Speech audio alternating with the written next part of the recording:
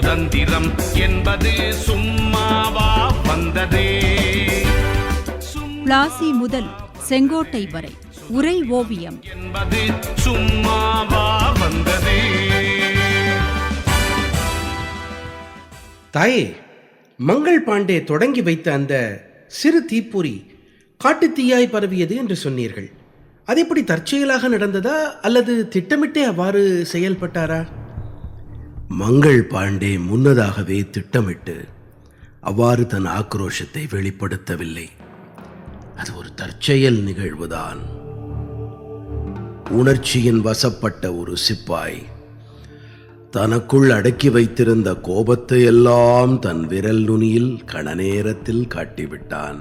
அவ்வளவுதான். ஆனால் அந்த ஒரு கண நேர நிகழ்வே பெருங்கிளர்ச்சிக்கு அடிபோட்டது. எல்லாவற்றையும் விட அந்த கிளர்ச்சி தோல்வியில் முடியவும் காரணம் ஆயிற்று. ஏனென்றால் எத்தனையோ வீரர்கள் ஆங்கிலேயர்களுக்கு எதிராக திட்டமிட்ட வகையில் ஒரே நேரத்தில் பலமுனை தாக்குதல் தொடுக்க திட்டமிட்டிருந்தார்கள்.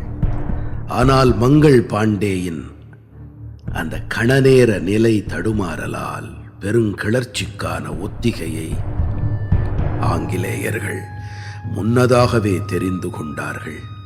அதை வைத்தே அவர்கள் அந்த கிளர்ச்சியை நசுக்கவும் செய்தார்கள். அந்த நிகழ்வு எப்படிப்பட்ட உணர்ச்சிகரமான சூழலில் எவ்வாறு நடந்தது தெரியுமா? கொழுப்பு தடவிய தோட்டாக்களை தந்து தோட்டாவின் மேலுறையை அவரவர் பற்களால் கடித்து பிரிக்க வேண்டும் என்று கட்டாயப்படுத்தப்பட்டார்கள்.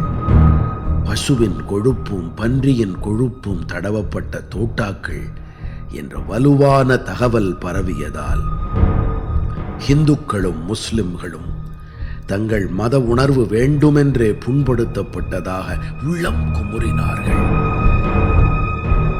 முன்னதாக 1857 பிப்ரவரி 26 அன்று பெர்ஹாம்பூரில் சிப்பாய்கள் இந்த புதிய தோட்டாக்களை வாங்கிக் கொள்ள மறுத்தார்கள். இராணுவ அதிகாரி மிச்சல் அவர்களை கண்டித்தான். புதிய தோட்டாக்களை வாங்கிக் கொள்ள மறுப்பவர்கள் தண்டனைக்கு உள்ளாவார்கள் என்று அறிவித்தான். இதனால் கோபமடைந்த சிப்பாய்கள் அன்று நள்ளிரவே பெருங்கூச்சலிட்டு இராணுவ முகாமில் தங்கள் எதிர்ப்பை வெளிப்படுத்தினார்கள். வங்காள படைப்பிரிவின் 19வது பெட்டாலியனைச் சேர்ந்த சிப்பாய் மங்கள் பாண்டே சுடும் ஆவேசத்துடன் வாளும் துப்பாக்கியுமாக களத்தில் சுழன்று கொண்டிருந்தான். அதை கண்டு அதிர்ச்சி அடைந்த அந்த பட்டாளத்தின் சார்ஜென்ட் மேஜர் ஹியூசன் கட்டுப்பாடின்றி ஆவேசத்தில் எதிர்ப்பு தெரிவித்த மங்கள் பாண்டேயை பிடித்து கட்டுமாறு மற்ற சிப்பாய்களுக்கு உத்தரவிட்டான். ஆனால் எந்த சிப்பாயும் அவன் கட்டளைக்கு அடிபணிந்து மங்கள் பாண்டேயை பிடிக்க முன்வரவில்லை. மங்கள் பாண்டேயின் துப்பாக்கி முனை மேஜர் ஹியூசனை குறிபார்த்தது. ஹியூசன் நிலத்தில் சரிந்து விழுந்தான். இதை அறிந்த லெப்டினன்ட் பவ் தன் குதிரையில் துப்பாக்கியுடன் களத்துக்கு விரைந்தான். ஆவேச குரல் எழுப்பிய மங்கள் பாண்டேயை தன் துப்பாக்கி முனையில் குறிவைத்தான். ஆனால் மங்கள் பாண்டேயின் பதிலடியில் குதிரையுடன் பவ் கீழே விழுந்தான். விழுந்தவன் எழுந்த வேகத்தில் மங்கள் பாண்டேயை நோக்கி சுட்டான். ஆனால் அவன் குறி தவறியது. துப்பாக்கியை விட்டுவிட்டு தன் வாளை உருவி பாண்டேயை நோக்கி ஓடினான் பவ். ஆனால் மங்கள் பாண்டேயின் வாழ்வீச்சுக்கு முன் அவன் பாச்சா பலிக்கவில்லை.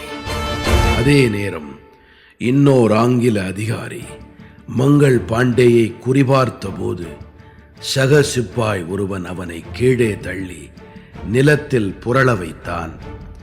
இது ஏதோ விபரீதமாக போகிறதே என்று அப்போதுதான் ஆங்கிலேயர்கள் உணர்ந்து கொண்டார்கள். மங்கள் பாண்டேயை சுற்றி வளைத்து பிடிக்க ஆங்கிலேய சிப்பாய்கள் அங்கே விரைந்து வந்தார்கள்.